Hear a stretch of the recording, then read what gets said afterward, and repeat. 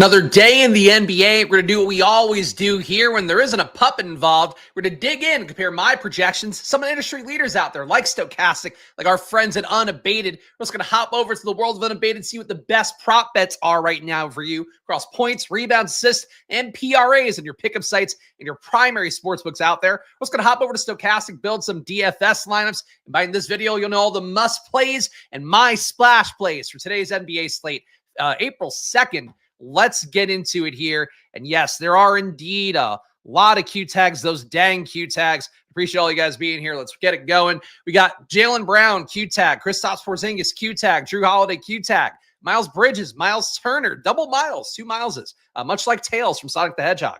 Derek Lively, Q tag. You also have the entire Denver team Q tag right now. After some of the guys played 50-plus minutes yesterday, good amount of them played 40-plus minutes yesterday. Few of them were out, so I don't know about those guys, but a weird game with Denver and San Antonio where you have some Q tags on both sides, some players that matter on both sides, but really Denver's entire team. You make the case probably shouldn't play today. Doubtful tags on Cade Cunningham and Al Horford, and you have TBD on Nuggets Spurs, not looking very good. This is actually before that injury report came out, and I would say the injury report came out even worse than you would have thought. We got some more chats here. Nothing else to point out. Puppet-free environment. We're never puppet-free here. They do the puppet, though, on the Stokastic MLB show today, so I think I've had enough puppet for a while. But at this point, maybe I should do more puppet, and the views weren't bad yesterday. The likes, hit or miss, but the views weren't bad. We got Nikola Jokic here, your top protected player on the slate. So assuming he plays today, especially if he gets some more guys out, Aaron Gordon was not in the projection set before the show. I tried to update things as much as possible, but Stokastic did not update their NBA minutes. So had to fix the rotation for the Knicks, had to fix a couple of the rotation Spurs I had to take a guess at. It's going to move around a lot compared to my numbers. Just keep that in mind, especially for a few teams in particular. Nikola Jokic, though, if he does play, 45% expected ownership from Stokastic. I got him in 75% of my lineups with basically a 69-point projection. Really would worry about Jokic after yesterday where he played, I believe, 52 minutes in that game. It's actually honestly worth looking at the Denver popcorn machine for it. You can see here, it's not even all on one screen. You got to scroll to the right to get it all in. But Jokic played 52.6 minutes. Christian Brown played 53 minutes. You got 47 minutes from Aaron Gordon, 40 minutes from Peyton Watson, 32 from Jalen Pickett. That doesn't matter. He's young. He'll be fine. Russell Westbrook, not a Q tag. He played 38 minutes, played, again, the 2 overtimes here for Jalen Pickett. So it's a weird situation overall for Denver and San Antonio with both teams seemingly very likely to throw in the towel. So that is one we're watching out for today, and you got to be prepared for to swap. The game time for that one is also a little bit later, 9 o'clock start time. So that is your second to last game of the DraftKings slate, third to last game if you're playing the FanDuel slate. So it is a little bit of a tough one to prognosticate right now, but really all I could say for you is you really want to have parts of Denver, San Antonio, pretty much no matter way, but you want to have some flexibility to swap around for that game because there's going to be a lot of really opportunity in that one with both teams being fairly depleted potentially at both sides. Karl Anthony Towns, 51.5 fantasy points. So I did make a tweak in my projections I've been thinking about making for a while. And finally the time to code it out today. I was really motivated to code it out today. Where basically I'm now not penalizing guys for their weird rate aberrations, kind of like the Knicks have. I talked about it the other day. And it could be something that rears its ugly head where basically Karl Anthony Towns in court time without campaign, without Miles McBride, without Jalen Brunson, his usage comes down, his rebounding's been a little bit worse, his assist upside's been down, basically losing every stat.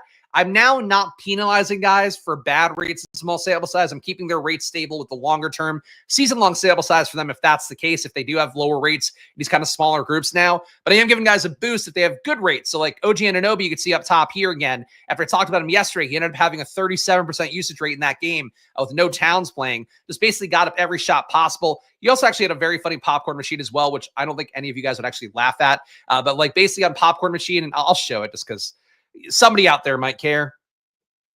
New York here, this game. So basically the first quarter of yesterday's game, OG Anunoby had more like actions, more stats than any player has.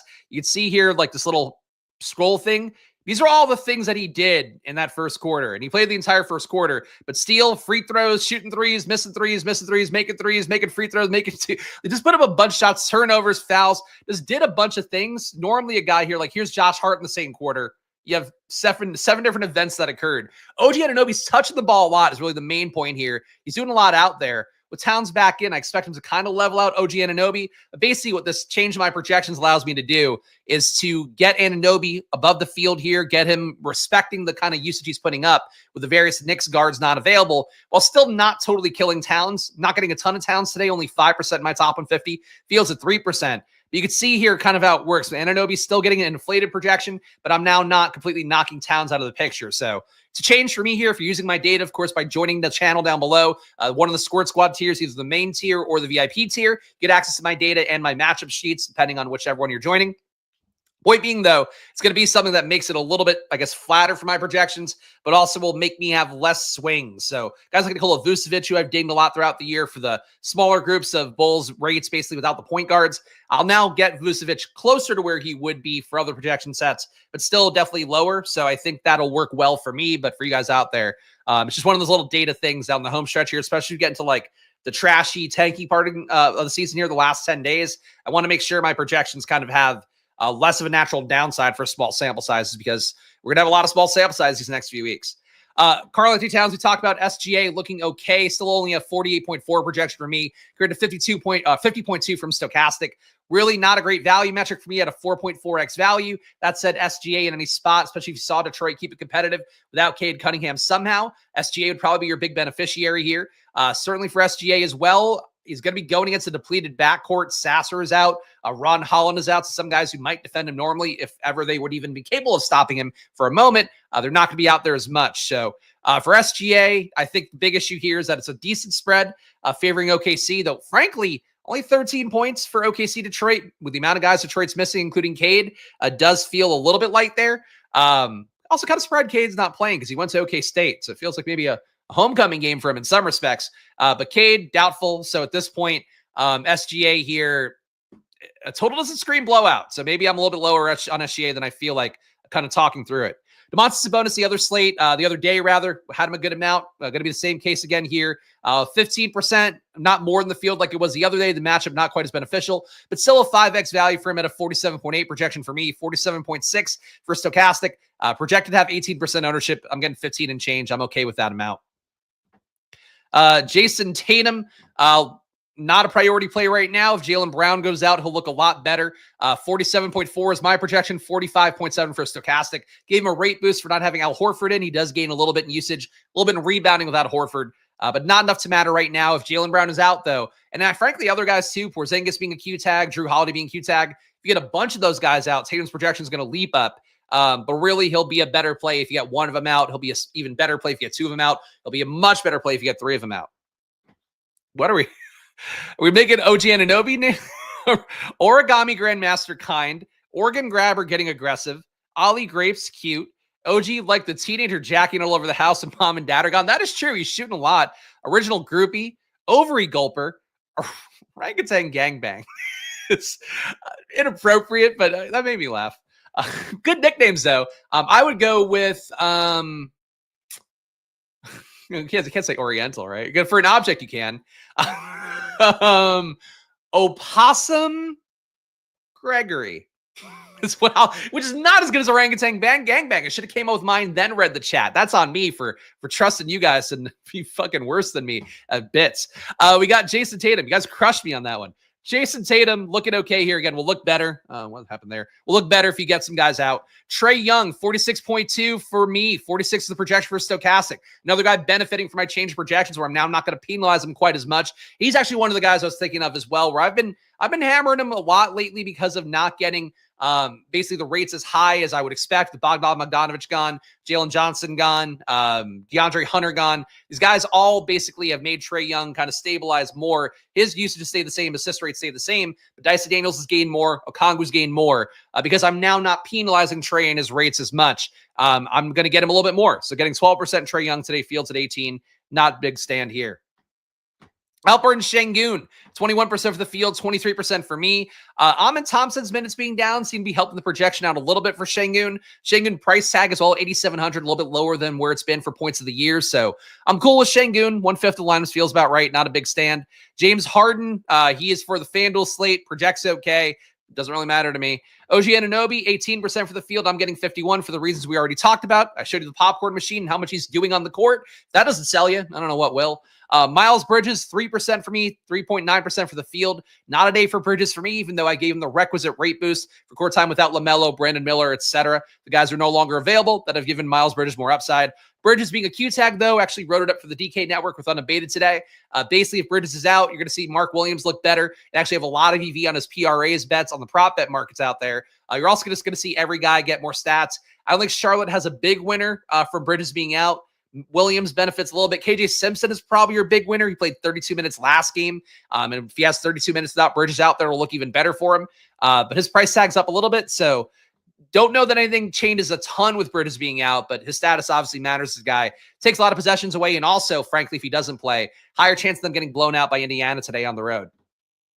And Donovan Mitchell, the last look here, really not a big stand here. He does gain a little bit in projection from not having Ty Jerome available. 11% for the field. I got 7. Not really a big Donovan Mitchell guy normally, but he does play better with Ty Jerome off the court. And weirdly, Garland plays a little bit worse. Don't think that matters too much, but a little bit of an interesting thing to note. All right, value metrics coming up next. We've seen our top projected players.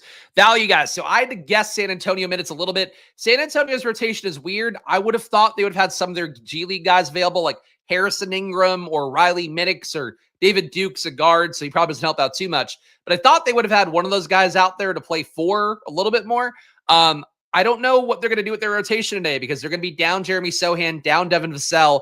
We saw Sohan be out yesterday. Few more minutes for Mamu on really not enough to get there. I locked Mamu like a fucking idiot yesterday. That didn't work out well at all. Should have swapped off him when he wasn't starting, but I was too lazy with doing dad duties with Luka at that point. For San Antonio, though, we're looking at a rotation at this point for these guys. I think it's like a 9-man, and that's assuming that Keldon Johnson plays. I think he's really the only Q tag we're worried about, but assuming Keldon Johnson plays, it's a 10-man rotation. Keldon Johnson doesn't play, it's a 9-man rotation. And then they only have 2 big men with Biyombo and Mamukashvili. So basically, the minutes can get really interesting for San Antonio. Going to get even more interesting as a game if Denver's taking out a bunch of their star players, given that they played so much. So it's what we're talking about here for San Antonio. Denver mattering a bunch. Champagny was already getting 37% in Stokastic's ownership, and they did not change the minutes to reflect the San Antonio lineup losing some guys. Now I think he'll be one of the core value plays in the slate. We'll see when we get to Stokastic's data later in the video, but 89% of my lineups have Champagny right now. Fields at 37 and probably going to be higher when we rerun stuff in a little bit. Mamu wouldn't get there with Brown's 50 minutes. Yesterday's, no, he would not. Brown's minutes would not have helped him out. The thing is, like, Mamu's been a 1.2, 1.3 fantasy point per minute guy. I don't know how he only put up 3 fantasy points yesterday. It was really the worst run out because I built some good lineups yesterday, and Mamu just in every single one of them killed me. I locked Banton, and I locked Mamu, and one of those is very right, mentioned on the Discord, and one of them was very wrong. So that's a lesson learned for sure, especially when you're being lazy and don't want to swap again. It's on me. Bismack Biyombo. So he played 25.5 minutes yesterday because you are losing some more minutes. I think Biyombo maybe picks up a couple more. Not sure about that. And I don't think Stokastic will give it to him, but if they do, he starts to look a little bit better here. Only got him in 3% of my lineups though, because he wasn't naturally being projected that well by Stokastic in their sim run. Basically, if the guy isn't projected well in their stuff, they're not going to come up too much more if they're not, part of the player pool really. Paul Reed. So that's the guy in the thumbnail. If you're curious about what this handsome face is, hey, that handsome face is me. The other face, though, is Paul Reed. So Paul Reed today, going to pick up some Isaiah Stewart minutes. Stewart's basically generally playing about 16 minutes to 21 minutes or so. Paul Reed going to be really chalky. My face skeptical on that thumbnail because I'm not sure Paul Reed's actually a great play. He's been a good producer on the year. They are facing OKC. But one thing that I think people will miss today, which, depending on the content you're watching, NBA DFS content, besides like my friends Stokastic, a lot of people out there paying less attention these days to MLB going on.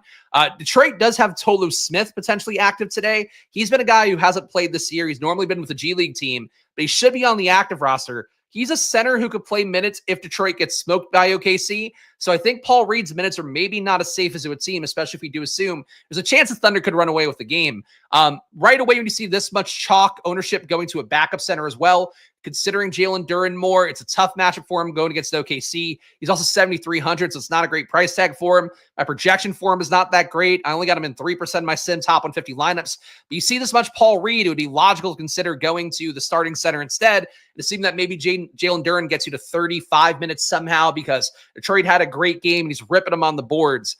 I just don't love the Paul Reed backup chalk. I get why he's chalk. I don't really know how often he gets you to 30 fantasy points, and like you kind of need that, I think, on the slate. So I would say that for Paul Reed here, it's a lot of ownership. Getting 39% less than the field. You got to get some at a $3,100 salary, but the minutes ceiling is pretty low, I think, with Jalen Duren and having another center too who probably would play over him in a blowout. You average 50 a player if you paired Mamu with Steph. That is true. Yeah, I fucking, one of the worst things too is because I opened up so much value with Mamu, I ended up getting less Steph too. By just locking Mamu in every lineup. It was really an awful situation. At one point in my lineup run yesterday, I had 60% Steph, had all the good guys, had Banton in every lineup, had like Avdia in all my lineups as well. And then I was like, made that swap, got Mamu everywhere, got less Steph, which was one of the worst swings possible. But I did say in the fucking stream too, like Steph going off the spot seems like a good possibility. Would love to get more. Just one of those things. When the slates constantly move beneath your feet, it does make it tough in the NBA. So if you're not alone out there, if you feel the same way. Malachi Branham. So think he has to play more minutes at the 3/4 today at minimum salary. He played in the blowout yesterday for San Antonio. So he's like cusp of the rotation. You're taking some guys out here. It's possible to just give Blake Wesley more minutes. And that's the case. Then Malachi Branham might not gain as much. Branham, though, I gave 25.5 minutes. I don't think Stokastic will give him quite as much. But if you do give him that much, he's a decent projection play at minimum salary. So again, San Antonio, we just need to know more, and we're not going to know it, unfortunately, until the last games of the slate. Mamu, again, popping up for me. Got him in 46% of my top 150. Fields at 24. So it was a weird thing for him yesterday where in the first half, he played backup 4 minutes for Barnes. Second half, he only played the backup minutes behind Biyombo. So when Biyombo wasn't on the court, Mamu was out there. I'm not sure why that would be. They would change the flow. Previously, he'd been playing backup to Sohan at the 4. It's part of how he played to 25 minutes. The other day was Sohan played like 23. I feel like there's more minutes for Mamu in here. I like Mamu as a permanent player. He fucking slaughtered me yesterday. Only 10% of the field or 11% played him with me. Today he's projected for 24%. I'm getting it 46. If he starts wheels up, I would lock him at that point and just deal with it. But he was like so bad yesterday. I don't think that happens very often for him. I'm in a matchup too if Denver is depleted today. And even if they're not being that tired for most of the guys coming off of a double OT game, I think Mamu can get there today and I'll play some of them out for sure. Chris Paul, getting Chris Paul 31% in Stokastic's lineups. And again, that was before Devin Vassell got rolled out, getting him at 63% of mine. So for right now, for Chris Paul, looking like a solid play. I don't know why he would play in a back-to-back at this point for a team that doesn't matter very much. They have guards they could play. They don't play Jordan McLaughlin. He could easily play point guard minutes. They have Blake Wesley there as a backup. Really weird to me that Chris Paul's playing, but he's 4,300. You're now opening up some more shots because you're just taking a lot of guys out. If you get Keldon Johnson out too. So Chris Paul, a value play, but I don't know why he's playing, to be totally honest. Harrison Barnes started yesterday over Mamu, filling in for Sohan. Played a good amount of minutes, put up about 30 fantasy points yesterday. $3,600 salary for him. I still don't really want to play him, but 11% of the field will be there. I got 19% because he is a value, and San Antonio's got a lot of possessions opening up.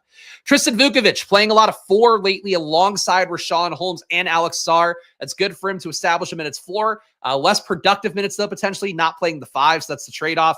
4,400. About 23-minute projection for him. 10% for the field. I got 19% of Tristan Vukovic today. Vukovic. I've heard I think the announcers say it's Vukovic. I don't believe him, though.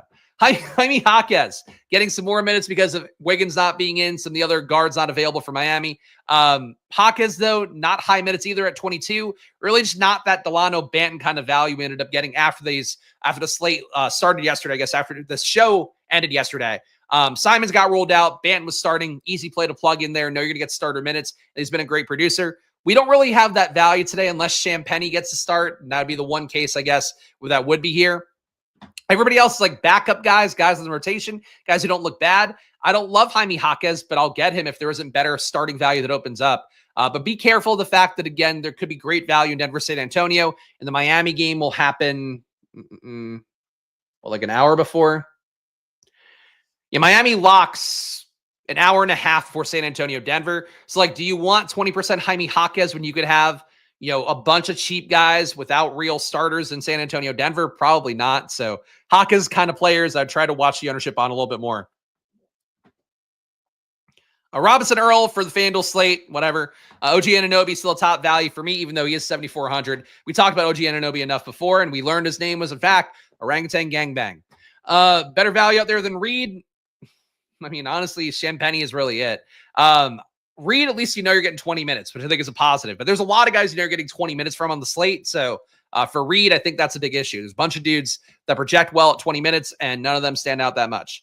Guys, we're going to go game by game, though, here before we hop over to the Unabated, get some best bets in. And please, before we do that, please subscribe down below, hit the like button, leave a comment. It's NBA season right now. Soon it'll be MLB season on the channel as well here. NBA playoffs, though, we're going to keep doing some slates as long as there's NBA DFS slates I'm actually going to be playing. I'll be doing content for that. MLB, more coming on here as well. So please show some love if you can. And again, it's me here every day. Some days you get a puppet popping in, doing an hour. But a lot of days here, just me showing the work here. And even when it is the puppet, still me having to do the work for him, that fucking lazy puppet. Check out our sponsors too. Underdog, of course, $1,000 in bonus cash, link down below. Unabated, 20% off, link down below. Please check them out. And Stokastic, you want their data? It's the only way you're going to get 15% off right now. That cycle deal ends tomorrow for them. The $1 for the MLB data and Sims, whatever package you want. So go take advantage of this instead. 15% off in perpetuity for any of their data or Sims products. And join the Discord too. $5. Join the channel here. It's just the regular tier, the $5 tier, and you get access to the Discord. You can hop in there, talk baseball, I could say baseball or MLB, NBA, MLB, NFL. You guys know the stuff. All right. New York, 110 implied points. Cleveland, 120.5. So I did redo the minutes myself today because Stokastic did not update before the show. Basically gave them the same minutes as yesterday, except swap Towns for Mitchell Robinson. So I think it'll look okay here for the most part. Mitchell Robinson played really well yesterday, filling in for Towns. Towns today, we'll see how he does versus Cleveland. We have seen the bigs occasionally destroy Cleveland, which surprises me given that you have Mobley, you have obviously Jared Allen there as well. So I think for New York at this point, I don't want to not get like zero. I don't want to get zero Towns, really the main thing here. The rates don't support him, though, for whatever reason. Without Brunson, Payne, and McBride, Towns just kind of getting lost in the sauce with usage. His usage gets to one of the lowest rates, and any smaller group of Knicks kind of combos together when you take those guards off. As we talked about before, when Cam Payne is on, Cam Payne just initiates the offense over and over again with Towns. So you take that off, and it's kind of the worst version of Towns. That said, that has stabilized a little bit. I still think OG Anunoby is going to gun. So that's why we have a good amount of Anunoby. We still have Towns above the field, have Hart above the field, have Bridges above the field. Achua, I'm not getting to. He did get up 11 shots yesterday without Towns. He had some really good underlying usage and stuff when Towns is off the court, but now Towns is going to play. So Achua, to me, not really a primary option, but I guess theoretically a pivot to a Paul Reed in that he's another backup center who's kind of cheap. I guess that's it. Do you think Anthony Davis will ever play 30-plus minutes the rest of the season? I don't know why he would, but to me, like with what he's shown rate-wise in Dallas and like the price tags, I'm probably not playing AD very much. I mean, I didn't play him last night, and Stokastic got him being fairly chalky. I don't know how you get there, but we'll talk about that when we get there. Cleveland, not a whole lot standing out for me. You talked about Donovan Mitchell getting a little bit of a rate increase from no Ty Jerome. For whatever reason, Darius Garland plays a little bit worse with no Ty Jerome as well.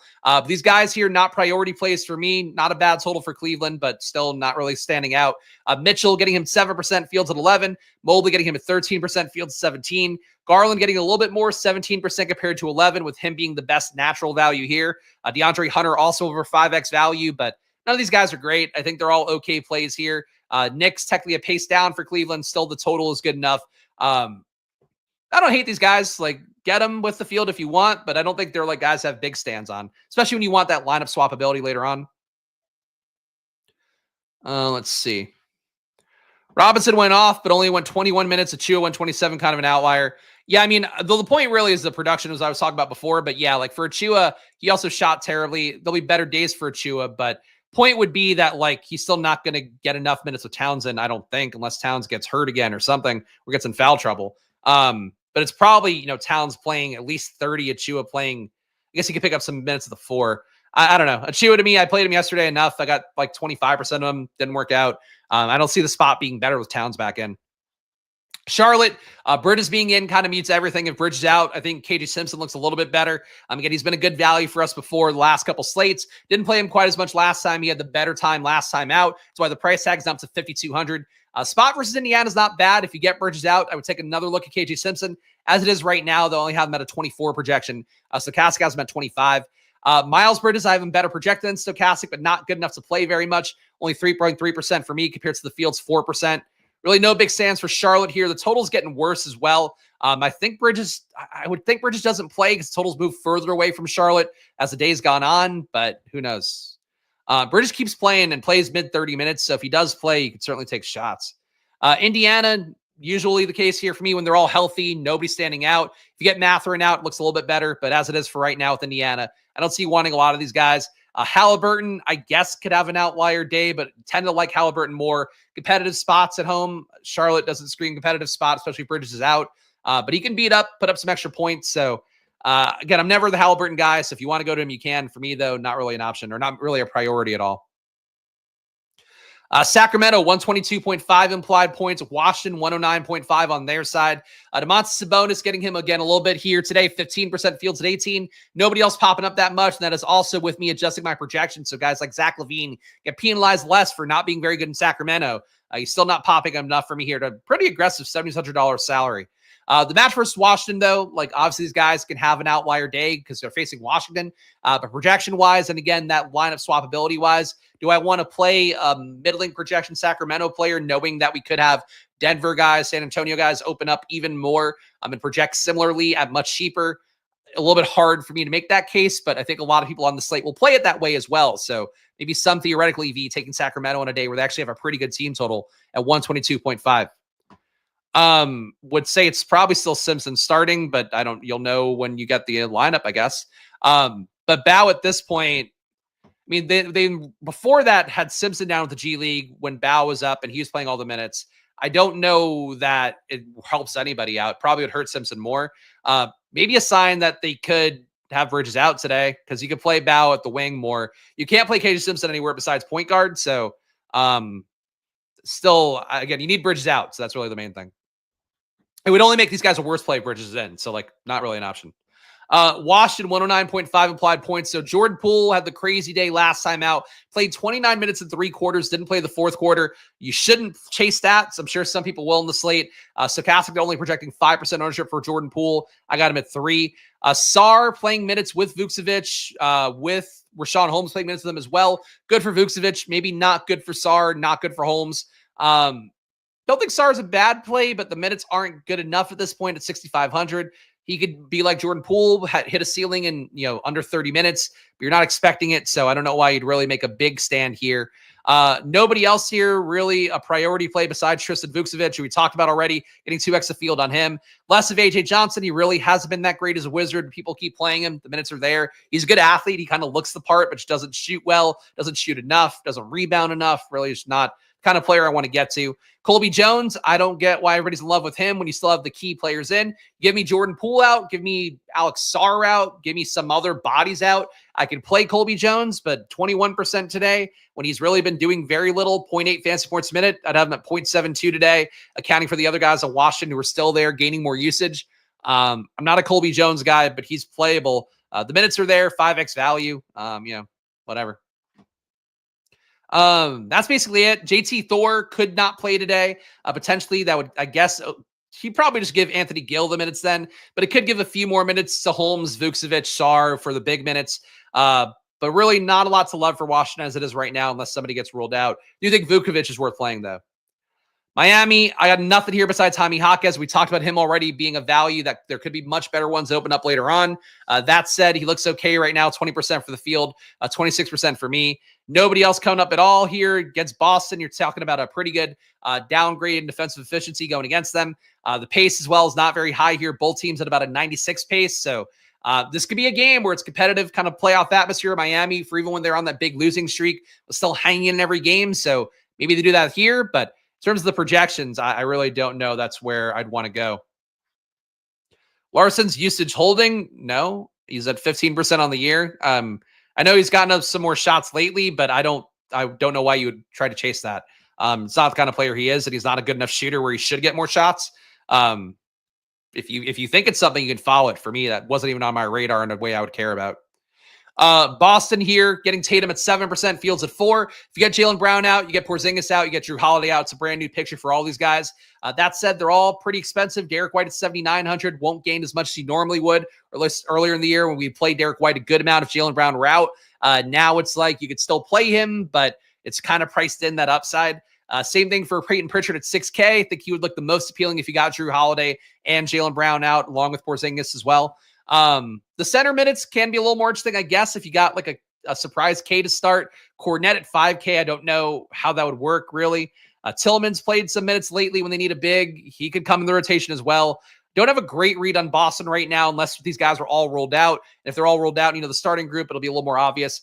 Boston today tips off at 7:30, so you'll know that before some of the other games that we're waiting for that we really need news as well. Utah, you have Collins still out, Markkanen still out, Clarkson out for the year. Collins seemingly out another week. Markkanen, they said 7 to 10 days. So I assume they're just pretending those guys are going to be out a week, and in reality, they're probably out the rest of the year. At this point for Utah, the price tags are not correct. Kessler being in greatly hurts Filipowski. You have Oscar Tshiebwe back for the G League, so he's not there as a value either because you now have enough big men anyway. Filipowski's big benefit here is he's likely playing backup 5 behind Kessler, so he'll likely start at power forward, play backup 5 as well. That's good for him, but at 7K, it's now pretty much priced out. If you have Kessler in, I don't think you play Filipowski. Nothing that good here for Utah. Houston, apparently Fred VanVleet a Q tag. Okay. Downgrade there if he doesn't play would certainly help out Jalen Green a little bit. Open up maybe some minutes for Aaron Holiday, I would guess. Better production for Amin Thompson, Şengün, and Jalen Green in particular, though. But yeah, I don't love Houston right now. Getting Şengün at 20%, that's fine. Price tag's pretty low for him. Amin Thompson, nobody's playing him.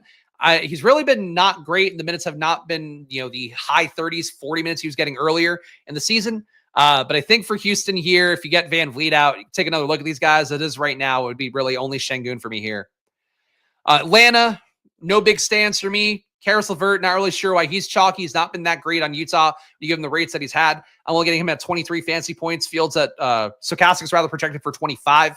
Trae Young, getting him more than usual here. Still getting more Okongwu, more Dyson Daniels than usual as well. Daniels went off the last day, as I've talked about. Basically, he's been your rate winner for Atlanta overall from the guys that are no longer on the team. But Atlanta here in this spot, decent total on paper, decent matchup versus Dallas. But these guys don't really come up a ton for me. Still more than the field, though, for everybody besides Trae. Who matters? Dallas on their side, I don't get why AD be played 20%. So AD's rates have been colossally bad in Dallas so far. Basically, usage has been lower, rebound rates been lower, assist rates been up a fractional amount, but not enough that it balances out the other stuff. I still gave him, again, with my projections now accounting for that and saying, well, he'll get back to usual at some point. He might not ever get back to usual. I still gave him the rates that he has for the Lakers here because the other Dallas guys get more opportunity and he's been deferring to them more. I don't really think it's a good AD spot. I get the price tag is lower. He's been a 10K guy all year, even when he was injured. But 22% for AD is like so much, especially if he's not going to get over 30 minutes. He would have to be really productive in a rotation now that's full strength. You can see here, they've got 12 guys that are going to be playing some amount of minutes today. So I don't know why AD is chalky. I imagine it's going to change when Stokastic updates their data because they haven't updated it before the show since like 8:30 in the morning. Really weird number for AD, though. I don't buy it. San Antonio, we talked about them enough already. Getting big stands on Chris Paul, I don't love it. But if he's going to start, he should play the minutes, and they just need somebody to do something out there at this point. Champagnie is the one I do like the most. 90% of my lineups have him right now. Fields at 37%, and that was before the San Antonio guys got ruled out this morning. So for Champagnie, I think he looks good. He played, what did he play, like high 20s minutes yesterday? Champagnie played 32 yesterday, so even more than I would have thought. There's going to be more to go around because of not having Devin Vassell in. So Champagnie, I think, not a lock button play, but he should look pretty good at 3,400. And frankly, with shooting guard, small forward, and a projection of 29.3, for me, I would say he's pretty close to a lock, at least relative to the other value on the slate. But he's not quite Delano Banton because he's not like a high usage guy who's always good. So Champagnie, though, your best value on the slate, I think, by a wide margin. Matt Moves, he talked about yesterday, thought he'd be the big winner from Sohan being out. Didn't end up being the case. Harrison Barnes played a good amount of minutes. Barnes on a back-to-back. I don't know why you would do that with a vet. Feels like you got to get a few more minutes going Mamu's way. At this point, though, for Mamu, I'll play him a good amount again. 46% of my sim lineups have him, 24% for the field. But really curious to see how San Antonio kind of moves around based on the starting lineup. Denver, we talked about the double OT yesterday. Lots of Q tags. Nikola Jokic, if he does play, he's the best play in the slate. If he doesn't play, DeAndre Jordan probably becomes the best play in the slate. It's possible you get Jamal Murray, Michael Porter Jr. starting, and then Brown sitting, Jokic sitting, Gordon sitting, Watson sitting, because those guys were the ones who played the big minutes yesterday. All of them were above 40 minutes. I think Westbrook was at 38. But he's not on the report. So Westbrook should be playing no matter what.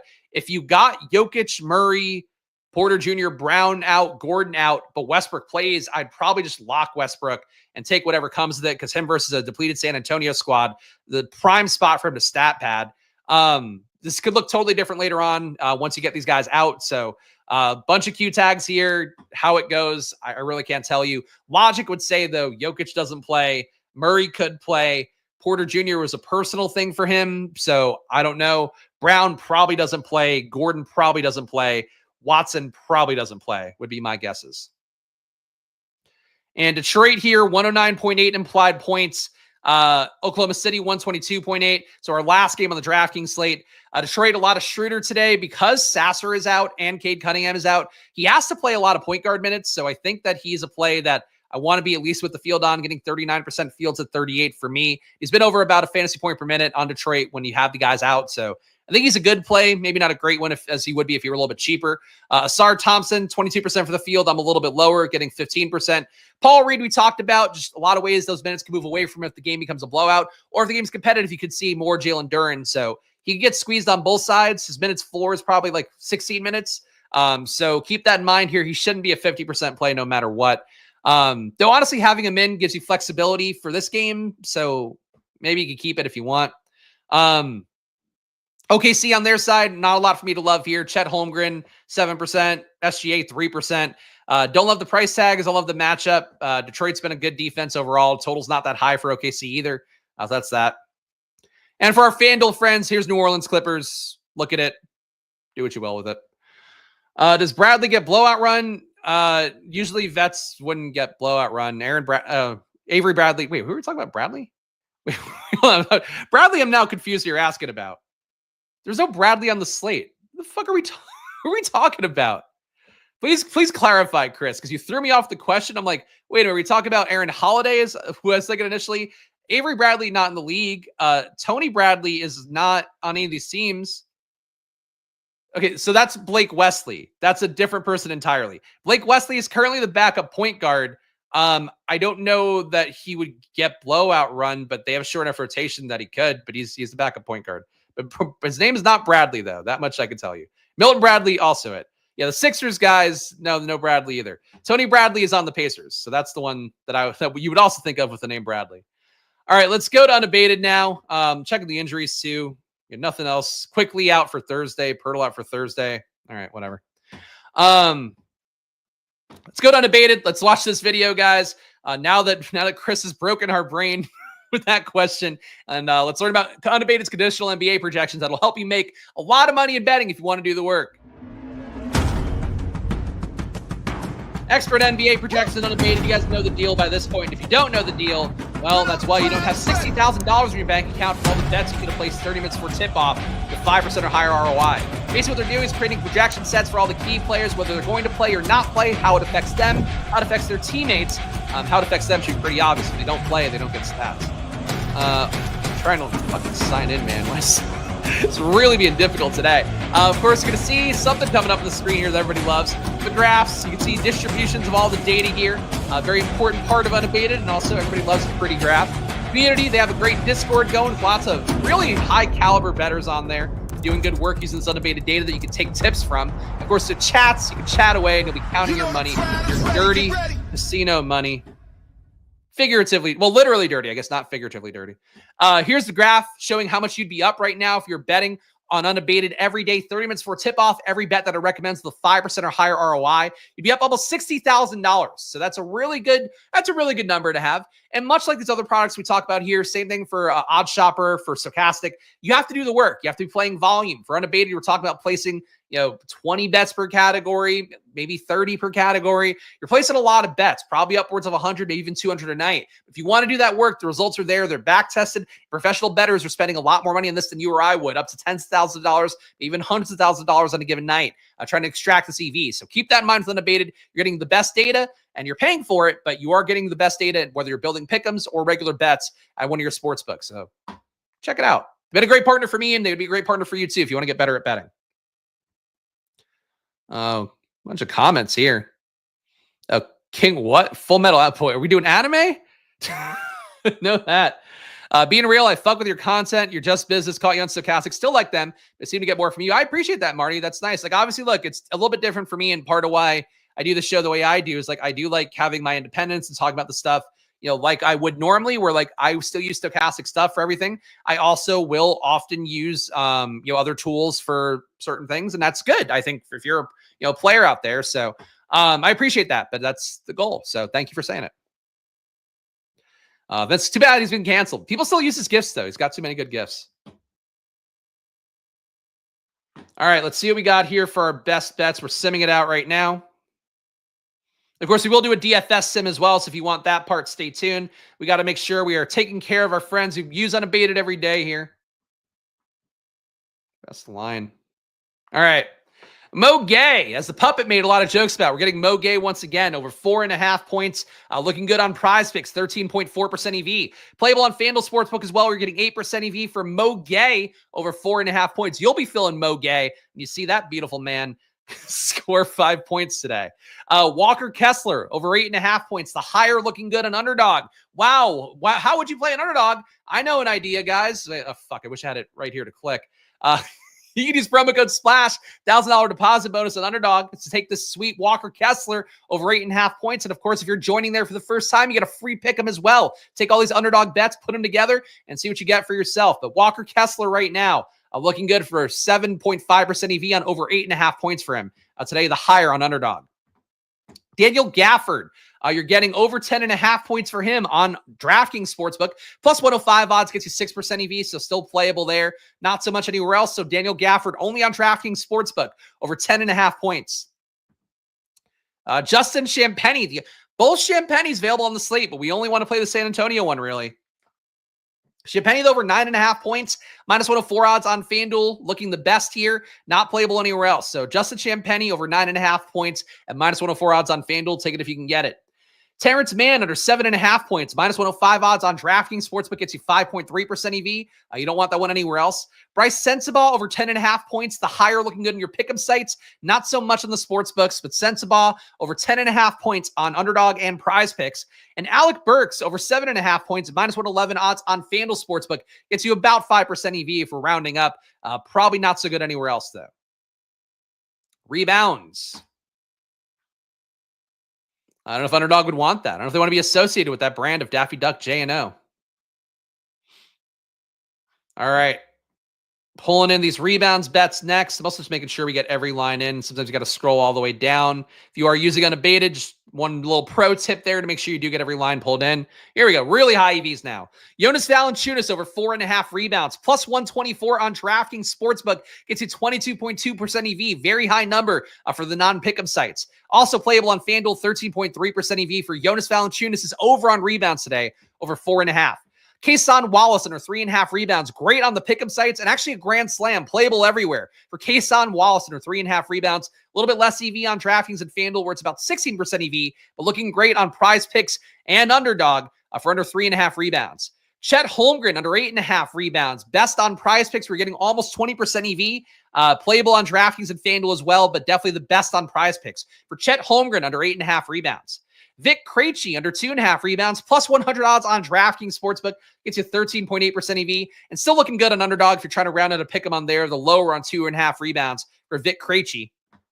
Isaiah Hartenstein under 9.5 rebounds, and actually one thing too, if you are considering ways to get leverage on a Paul Reed chalk, Hartenstein just grabbing every rebound, being part of the blowout for OKC would be one way as well.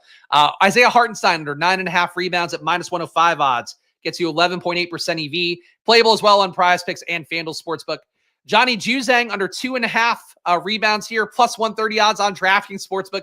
Gets you 10.6% EV. Still playable on FanDuel, but you'd rather have that Johnny Juzang under 2.5 rebounds on DraftKings if you can get it.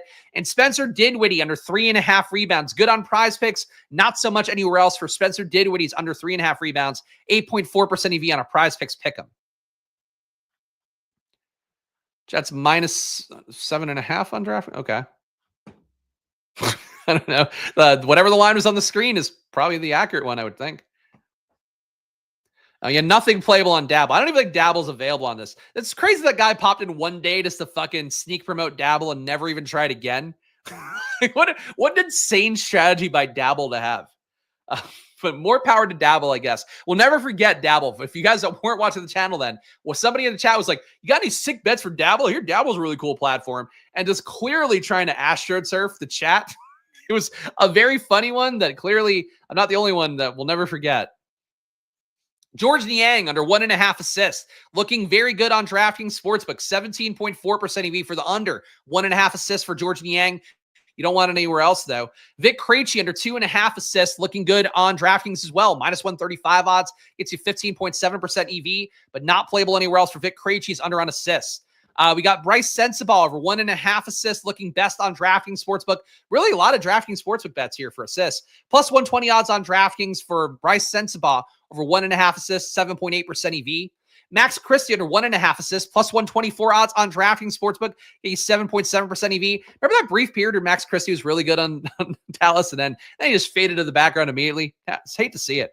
Keontae George under 4.5 assists, 7.4% EV on FanDuel at plus 100 odds. Same thing on DraftKings as well. So regular sportsbooks looking good for Keontae George under 4.5 assists. Anthony Davis over 3.5 assists, plus 100 odds on DraftKings Sportsbook. It's a 7% EV. So, hey, look, there's one bet to take for Anthony Davis if you don't want to play him. The 20% he's projected for in DFS today. And Terrence Mann under 1.5 assists, minus 125 odds on DraftKings Sportsbook. Gets a 6.2% EV, but not playable anywhere else for Terrence Mann's under on 1.5 assists. Last but not least, PRAs. We'll do our DFS sim. Dabblebit and 9/11, two things I'll never forget. Thank you for that. The payouts on Dabble are fire, but we don't discuss. I appreciate knowing that. Fish LaPoop, are you the Dabble spokesperson who's now the long con here as you're paying for a membership and supporting the show? Because that'd be clever. Nothing else. I would never suspect that somebody who's actually paying for a membership would be here shilling Dabble. Thank you, Josh. I'd like to dabble Spags. Nobody wants to dabble Spags. Even Spags' wife sometimes does want to dabble Spags. The puppy, though, does want to dabble Spags. Dominic Barlow, over 9.5 PRAs, looking really good on Underdog once again. I can't be more clear. Every day there's enough lines to make a really sick pick'em. Please use promo code SPLASH. Click link in the description. If you're in a pick'em state, check it out. Again, Underdog, great pick'em prices on there as well. Honestly, it's the same one on PrizePicks and Underdog, but you support the show if you use Underdog. So please check it out if you haven't played on there before. But take this Dominic Barlow bet. It's one of the best we'll have today across anything. Over 9.5 PRAs for him. He's your backup center with Clint Capella. Probably not playing the rest of the year. Vic Krejci under 11.5 PRAs, also really good in Underdog with 16.8% EV. DraftKings Sportsbook under 11.5 PRAs, also looking good there, about 14% EV. For Vic Krejci's under 11.5 PRAs, good on Underdog and DraftKings. Mo Gay, I have to say it every time. We're getting Mo Gay for this PRAs bet, 13.1% EV for PrizePicks. That's the only bet you want to take for Mo Gay over 8.5 PRAs on PrizePicks. Max Christie, the opposite of Mo Gay. We're getting Max Christie here. 11.7% EV for under 12.5 PRAs on Underdog. Playable on PrizePicks, playable on DraftKings, not on FanDuel. Only one Grand Slam today where the bet's available on all the 4 top books. Johnny Juzang under 13.5 PRAs, good on PrizePicks, good on Underdog. So both your pickup sites, maybe even good on Dabble, but not good on DraftKings and FanDuel for the under 13.5 PRAs. But it is one you want to take on your pickups if you need one more to round it out. The Johnny Juzang under. Lou Dort under 14.5 PRAs, good on DraftKings Sportsbook. Playable on your pickup sites as well, but definitely the best on DraftKings Sportsbook, where you get 8.6% EV. And George Niang under 12.5%, or 12.5 PRAs rather, gets you 6.8% EV for George Niang today. Only on Underdog, take the lower on there. Not as good as some of the other Underdog bets, including his teammate Dominic Barlow. That one you should run to take if you're placing a pick'em. But Niang looking pretty good here under 12.5 PRAs. Hey, honestly, I'm happy to give you credit then. It would be a really brilliant way to astroturf me is to pay a $5 membership. And then I'd be like, oh, this person I really value in the community really loves this pick'em site that nobody talks about. Really weird to see. Let's go to Stokastic though, guys. We'll do the final step in our process. Guys like Marty, who was very nice chat to say that if he fucks with me and I'm add more value than some of the other streams. Always glad to hear that. This part here, I think, is probably your most valuable part of the show. Obviously, you hear me talk about my projections, the work that goes into that, and how I create them. Here at Stokastic, my projections have no influence at all. The bad news looks like they haven't updated their projections yet. They haven't updated since 8:30 in the morning. So we're going to get some players that are probably outdated, some situations that are not fully caught up. We'll see what they have for us. And if you want the full package, you want to see updated data on Stokastic, still plenty of time to get in for NBA on there. 15% off, link down below. You guys know the deal. I'm going to drink water. Even though the puppet voice is gone, still really takes it out of you to fucking read all those bets. for that time period. But again, guys, show some love if you can. Subscribe down below. Hit the like button. Leave a comment. It does go a long way for me. Here's one guy here running an NBA/MLB channel soon. We haven't done an MLB stream yet, but it is coming here once NBA slows down a little bit more. Of course, my NFL channel will be back on Friday doing another best ball draft on there. The work continues on here. My efforts continue on to keep gambling and enjoying my gambling here. Hopefully giving you guys some theoretical value. And sponsors, you guys know the deal. Underdog, link down below. Unabated, link down below. And Stokastic here, 15% off. And hop in the Discord, especially if you are enjoying the chat on YouTube. Just join the channel here down below, $5. Hop in the Discord, trying to build a good community there. People that actually I want to talk to and hear from. Which is hard. There's really not a lot of people I want to talk to or hear from. But so far, we've done it. So especially if you're a member of the channel, sync your YouTube to your Discord, hop in there. It is a good Discord we're building. Robert Griffin went to high school down the street from the... Oh, there we go. All right, so good to know for Robert Griffin the Turd. Looked like you made a friend here, even though Robert Griffin the Turd is in Connecticut, which is not where I presume Robert Griffin himself is from. Robert Griffin now also just like posting fucking shitty memes on Twitter from what I see. The one with the melanin he made, it was like some shitty like old Vine thing of like his, oh, my white girlfriend took melanin and she woke up and she became Robert Griffin. Like, I don't know what the fuck happened to that guy. Went from generational rushing QB to fucking, I don't even know. I don't know what anything is on social media at this point. I really don't want to. I just like to talk here on YouTube. I like to gamble and talk about my gambling on YouTube is really what I'm hoping for. Yeah. Look, you got to make your money somehow, right? You lose your ESPN gig or whatever. You gotta do the grift some other way. Let's see what we got. Stokastic. I can't believe they haven't updated yet. That's fucking insane.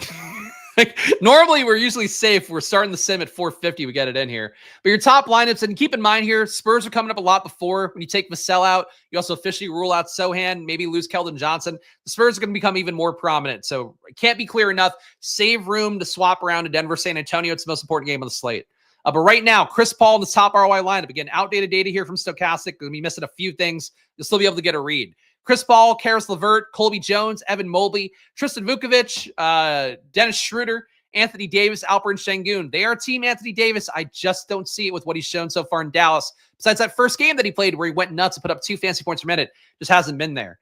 Number 2, we have Tyrese Halliburton, Dennis Schroeder again, Colby Jones again, Anthony Davis again, Alperen Sengun again, Chris Paul again. Asar Thompson and Paul Reed make this one. So a lot of similarities between these first 2 lineups here, including Anthony Davis and Sengun and Schroeder and Colby Jones and Chris Paul.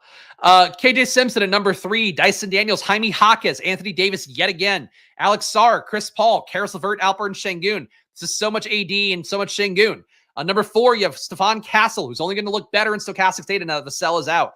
Jaime Jaquez, Colby Jones, Evan Mobley, Alperen Sengun, Dennis Schroeder, Anthony Davis yet again, Paul Reed. Number 5, TJ McConnell, Andrew Nembhard, Colby Jones, Anthony Davis again, Nikola Jokic. Wow, Davis and Jokic. Chris Paul, Chet Holmgren, Paul Reed.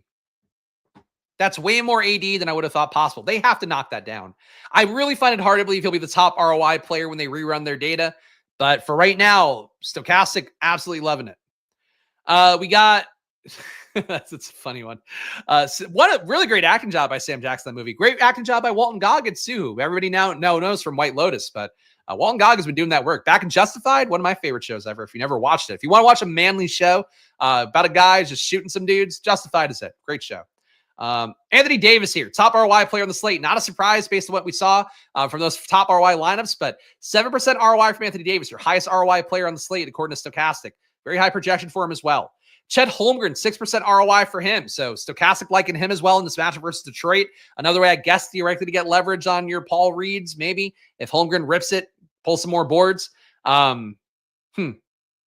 I don't know about the Chet Holmgren thing, but they're giving them to you. Colby Jones, I'm also not a big fan here, but they're giving you 6% ROI for that. Chris Paul, 3% ROI. Devin Vassell, 2% ROI. Obviously, that's going to go away. If they thought he was a good play, they're probably going to think their replacement's an interesting play as well.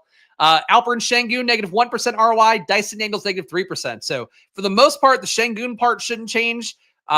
Colby Jones might lose some better values, but I think they'll like him enough still. Chris Paul will only look better. Vassell's going to come out. But the Anthony Davis part's the one I'm really curious about. I would watch Stokastic's live before lock later just to know how they feel about Anthony Davis because it's crazy. And shout out Dick Chuck. Yeah, awesome show. Yeah. Oliphant is a great fucking actor. Love that guy. He's even great in that show with Drew Barrymore where she's a zombie or whatever. Yes, and rest in peace, Val Kilmer. I'll be your Huckleberry. One of my favorite scenes in any film. But great in a lot of stuff, obviously. Just watch John Wick Chapter 4. I mean, every John Wick is great. John Wick Chapter 5 confirmed too, which if you saw Chapter 4, I don't know. See, got to surprise it. You got to keep milking that teat, squeezing that teat as long as you possibly can. And I support it. All those action movies, revenge movies I've talked about. I watched The Equalizer lately, watched Nobody lately. Great action movies too, if you like the John Wick vibes. Anyway, enough about that. We got to look at these outdated lineups.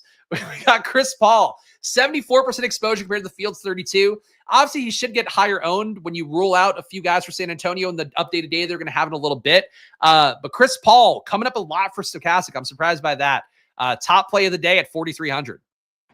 Dennis Schroeder, 63% exposure, fields at 40, so a big stand on him. Not quite the more than 3x the field stand or 2x the field stand that Chris Paul's got, but Dennis Schroeder, big stand for him as well. And 22% leverage for him too. Paul Reed, so fields at 50%. They want you to get more. 63% Paul Reed. As better value opens up, that Paul Reed number, I think, would come down a little bit. I get giving him 20 minutes makes him look good. I just would worry that he ends up getting you 16 minutes because the Pistons get blown out. Tulu Smith plays some minutes late. Duran plays a few extra minutes, maybe because the game's competitive early on. They run away in the third quarter. There's ways Paul Reed easily doesn't hit that minutes, and I would worry about that a lot. I do get what the price tag works at 3,100. Colby Jones, 61% for Stokastic's top 150, fields only at 22, so almost a 3x stand on Colby Jones as well. Really concentrated pool for Stokastic data today, which in a way it's usually not this concentrated, especially when there's not good value, but you're seeing it today. Anthony Davis, 52% exposure, fields at 22. Stokastic fucking loves Anthony Davis, man. I'm not there. I have him projected so much lower because I have the Dallas guys kind of boosted up more from what they've been in court time without the various Mavs that have been out the entire year. He also hasn't been getting his own stats up enough either. Like the usage has been lower, as I mentioned, rebound rate's been lower, assist rate a little bit higher. It can flatten out, but like, I don't know that I want to be there on a day where Stokastic thinks he's chalk and they're going to make him even chalkier. It's a lot of Anthony Davis today. I get it with the price tag, but I'm not sold. The worst that I will do, or like the most I'll do rather, is get myself like 20% AD so I'm not totally in the dark if he goes nuts. But I just don't see it with the projections I have. Nikola Jokic, 45% him, 48% for the field. So technically they're fading him a little bit. I find it hard to believe Jokic plays today after playing 50-plus minutes yesterday. I don't know how you do that to your MVP. I don't know how you do it. But if he does play, I think you have to take the shot against the Spurs lineup that's now really depleted, and also like Bismack Biyombo, really not the one Jokic could have played 100 minutes yesterday. If he plays Biyombo today, he's still probably going to beat the shit out of Biyombo. And Alperen Şengün, 42% for him, 21% for the field. So Stokastic loving Şengün, as we saw. A lot of AD in Şengün, probably a good amount of Jokic in Şengün. Şengün, a beloved play for Stokastic today, at least in this first run of data. Other leverage plays here, top leverage plays: Chris Paul, Colby Jones, Anthony Davis, Dennis Schroeder, Alperen Şengün, Paul Reed, and Chet Holmgren. So all these guys we talk about besides Holmgren wasn't some of those top ROI lineups. They want you to get more than 2x the field on him. 21% of Stokastic's top 150 lineups have him in there. Your lowest leverage guys, Mukulishvili. So they're fading him. I wonder if that changes with the San Antonio's lineup moving around a little bit here. As I mentioned yesterday, I locked Mamu. I should have pivoted off it because I was with the kid. I was like, I'm just not going to do it now. I'll deal with what comes of it. Didn't expect it to be as bad as he was. I thought I'll give you like 20 points and he won't stick my lineups. In fact, he sunk a lot of really good lineups I had yesterday. So that sucked. But that said, I want to be there today because they're so depleted. And when Sohan's been out, it's meant more minutes for Mamu in every other situation. He still played 20 minutes yesterday. So I think he's a better play. Well, let me make sure this is right in my projections before I say it fully. Mukulishvili I've got as a 7x value, 24.8 projection. Paul Reed I have as a 7.6x value, 23.5 projection. So in terms of raw points, I personally prefer Mukulishvili, and you can play him at power forward or center. So I like him a lot. They're fading him though, so I want to say that I do like him a lot. But feel free to default to Stokastic. Precious Achiuwa, not getting much of him, only 1%. OG Anunoby, only 1%. Mikal Bridges, only 1%. So they're fading some guys here. OG Anunoby, I'll be playing above the field for sure. Trae Young, you're getting half the exposure on. AJ Johnson, you're getting about a third the exposure on. And Stephon Castle, you're getting only 3% compared to the field's 11. That very much could change because of Vassell being out. I can't tell you because they haven't updated their data. That's how it looks right now. I'm going to give you guys my splash plays for the day, but one last run here through the plugs. Please do make sure to hit that like button, subscribe. If you got any value in this video, it goes a long way for me here. Just one guy showing you my work as best I can to prepare you for a slate. The NBA is going to make it tough every day for a video, even 2 hours before lock, to get you where you need to go, but I do the best I can here, so please show some love. Hit the like, subscribe. I'm here Monday to Friday every day at 4 p.m., and it's going to be moving around even more with MLB. More streams coming up. Underdog, $1,000 in bonus cash, link down below. Unabated, 20% off, link down below. Get better at betting. Combine those two things together, and you'll probably find some good results for yourself. Stokastic, 15% off. That MLB deal for them is going away, so just get 15% off your monthly package every month using my promo code, link down below. Do check it out, promo code SPLASH. And, of course, join the Discord as well. Join this YouTube channel at the $5 tier or any of the higher dollar tiers, and you get access to the Discord. It's a great place to be, and I'd love to see you guys in there. All right, my splash plays for the day. Champagny, San Antonio Champagny, Julian Champagny is the one for me. Going to have him in a lot of lineups. I think it's going to be hard for me to avoid him based on the projection I have him at.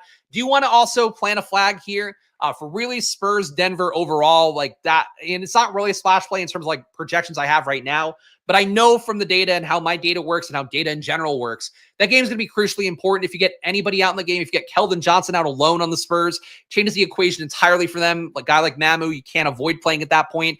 If you get any of the Denver guys out, let alone multiples of them, changes the situation entirely there, and you have about 6 Q tags on Denver. So that alone is a splash play. Just keep lineup flexibility for Denver, San Antonio. Chris Paul right now would also be a splash play. Mamukelashvili would be a splash play. OG Anunoby would be a splash play right now, though he's not a value guy like the other guys are. Anybody else I need to cape for here? If Jokic plays, I guess he's a splash play as well. Like, you got to play him if he starts, but maybe they could start him and not play him full minutes to try to preserve his first team NBA MVP candidacy. That's maybe a faint risk. I don't know.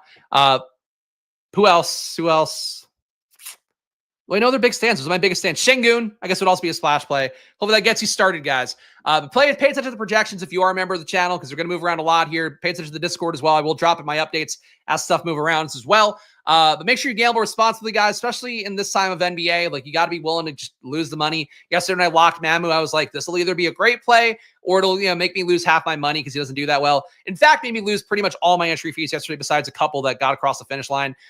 Was a bummer, but like, that's what gambling responsibility is. Knowing your risk tolerance. Are you averse to risk? You not want to lose this $100, $1,000 you're putting in, or can you afford to lose it and get back the next day and put that same money up again? Just know it. Just know it going in, because really it's important, I think, for NBA to say it out loud here, because NBA is really fucking tough and stressful this time of year, and you can get shit right and get one thing wrong and it ruins everything. So just keep that in mind. But it is always money time here. I hate having to give like the heart to hearts about gambling, but it's really important. Like, the NBA is fucking tough, man. MLB will fuck you too. Talk about today about the weather stuff for the MLB games with in particular the White Sox game with the weather there. Like, I'm okay losing my money in a slate if I feel like I'm making a plus CV play overall. For you guys out there though, just keep it in mind with the NBA. It's going to be a lot of moving parts. Check the chats one more time here. Oh, just nice chats. Appreciate all you guys hanging out, especially the guys who did me some nice chats today. It's always great to see you guys here. I'll be back tomorrow at 4 p.m. to close out the week. Actually, no, fuck, tomorrow's Thursday. God. Oh, this week just does, when you don't sleep overnight with a puppy, really kills you. I'll be back tomorrow and Friday at 4 p.m. So see you guys there. And also, I'll be on Lulz tomorrow with Pete Overzet, talking about, in part, some of the things we talk about on this stream, how to make money as a creator, how I'm trying to do it myself. So tune into that too. That's a 1:30 p.m. East Coast time. So check that out. And I think I'm on an MLB Live Before Lock tomorrow as well for Stokastic. I don't know. But if I am, you'll see me there. So see you guys again soon. Enjoy your days. Good luck. Bye-bye.